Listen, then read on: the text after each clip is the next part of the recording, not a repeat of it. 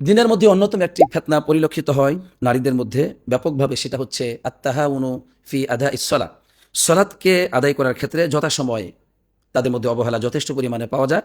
দেখা যায় নারীগণ তারা বাচ্চাদের কাজকর্ম করছে সময় মতো, বাচ্চাকে স্কুলে ওঠানো, তাকে সময় মতো নাস্তা দেওয়া, তার স্বামীকে সময় মতো নাস্তা দেওয়া, খাবার দেওয়া, সংসার গোছানো, সব কিছুই তার ঠিক আছে মাশাআল্লাহ, কোনো কমতি নেই। কিন্তু ফজর, সেখানে ত্রুটি, যথাসময়ে ফজরে ওঠে নাই, দেরিতে উঠেছে, সালাত আদায় করলেও বিলম্বে। জোহরের সালাতের সময় সে ঘুমিয়ে যায়নি, সজাগ আছে, কিন্তু রান্নাবান্নার কাজকর্ম, সাংসারিক কাজকর্মতে বিলম্ব করে সালাতে একদম 2টা 3টা 4টা বাজিয়ে দিচ্ছে, জোহরের সালাত আদায় হয় না। এভাবে প্রত্যেকটি ওয়াক্তে তার মধ্যে অবহেলা দেখা যাচ্ছে।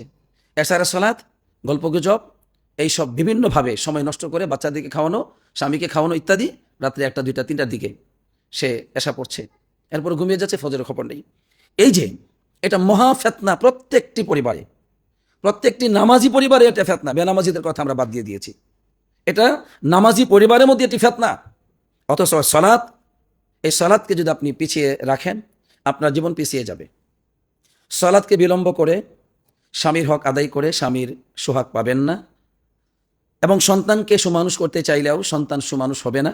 কারণ আপনি যখন আল্লাহ তাআলার পক্ষ থেকে ফরজ ইবাদত, যা আপনার উপর আল্লাহ তাআলা অবধারিত করেছেন, যে সম্পর্কে কিয়ামতের মাঠে আপনি সর্বপ্রথম জিজ্ঞাসিত হবেন, সালাত সম্পর্কে, সেই সালাতকে আপনি পিছনে রেখে স্বামীর খেদমত করে, সন্তানের খেদমত করে আপনি এগিয়ে যাবেন দুনিয়ার জীবনে, কখনো যেতে পারবেন না।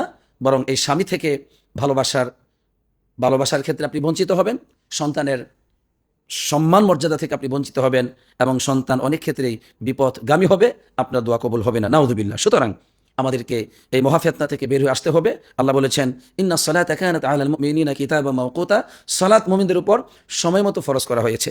অতএব সালাতকে যত বেশি আপনার জীবনে গুরুত্ব দিবেন, দুনিয়ার অন্যান্য কাজগুলো আপনার জীবনে তত বেশি আল্লাহ তাআলা সহজ করে দিবেন।